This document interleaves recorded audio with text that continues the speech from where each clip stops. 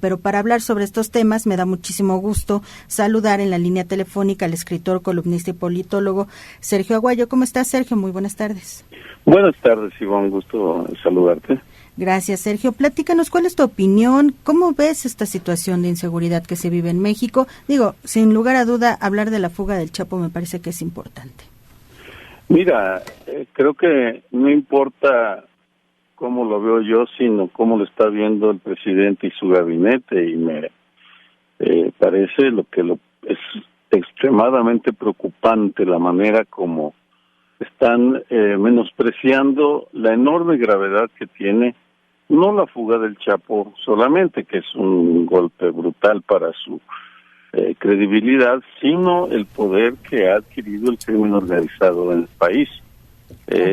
La estrategia que han adoptado, no solo ellos, también el PAN y el PRI, antes el PAN, es insuficiente, es incompleta, no toma en cuenta la dimensión internacional, ignora aspectos cruciales al interior de México, en fin, es una estrategia en bancarrota, y lo grave es que en sus declaraciones y en sus acciones el presidente Peña Nieto y su gabinete de seguridad no demuestran la intención de reelaborar una estrategia de seguridad acorde al tamaño de la amenaza.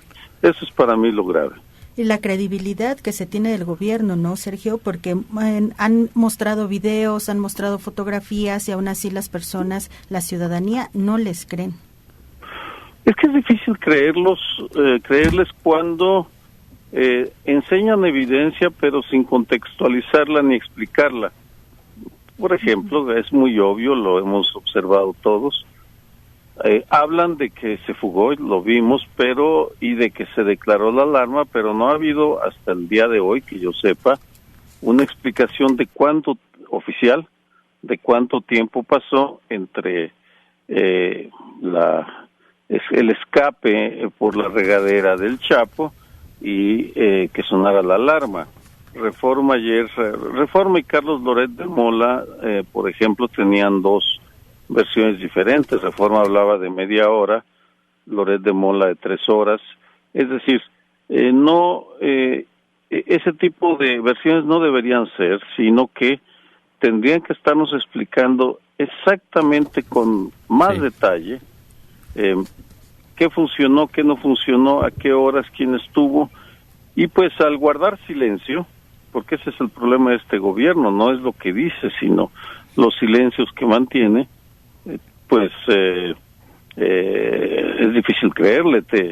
Le recuerdo al auditorio la conferencia de prensa que da Enrique Peña Nieto en París. Uh-huh. Es lamentable que un presidente diga 5 veces que ha dado instrucciones, he girado instrucciones e indicaciones a tal funcionario para que hagan esto o aquello, cuando era el momento para hacer una redefinición de las grandes líneas de la estrategia de seguridad, que, insisto, no está funcionando, y eso es lo preocupante, lo grave. Sergio, buenas tardes, te saluda Arturo Suárez.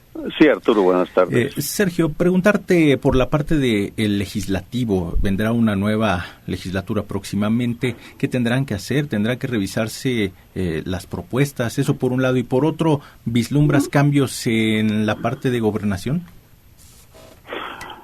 Mira, me parece que el legislativo tiene una muy buena oportunidad. El actual, en el caso del Senado, que está encargado de política exterior, y la Cámara de Diputados de presupuestos, que es crucial en esta historia, para empezar a revisar críticamente la estrategia de seguridad, no cómo se comportan tal o cual secretario de Estado, sino la estrategia, los sustentos, los fundamentos de la estrategia de seguridad, que es la que tiene que discutirse y revisarse.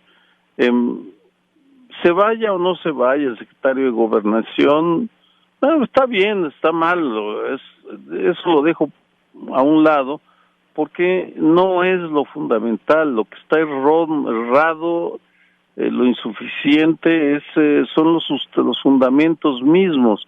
Les pongo un ejemplo. en los 3 años que lleva Enrique Peña Nieto, no ha adoptado en serio o no ha enfrentado en serio el tráfico de armas de Estados Unidos a México. No forma parte de su estrategia de seguridad cuando las líneas de abastecimiento bélico de las bandas criminales vienen de Estados Unidos. Claro. Y sin embargo no hace nada nuestro gobierno, no lo calla. Lo mismo te podría decir de un tema que no va a acabar tampoco con el crimen organizado, la legalización de la marihuana. Mientras en todo el hemisferio están avanzando en ese terreno, en México el Ejecutivo sigue cerrado a discutir el tema, y en ambos casos porque Washington, por sus propios motivos y lógicas, no está dispuesto, no le gusta el que se aborde el tema o de armas o de legalización de marihuana, pero ahí Enrique Peña Nieto y su gobierno están actuando pensando en los intereses de Estados Unidos y no en los intereses de los mexicanos, y pues eso es lo que tendría que cambiar ahí, y el legislativo puede hacer mucho en esa dirección. ¿Lo harán o no lo harán? Pues eso depende de 2 o de 3 factores, de voluntad, de conocimiento y de inteligencia. Pues espero que alguna de las bancadas o alguno de los legisladores las tenga. Muy bien. Sergio, pues muchísimas gracias por estos minutos para El Poder de la Palabra. Seguiremos en contacto. De acuerdo, es un placer. Hasta luego, buenas tardes. Muy buenas tardes.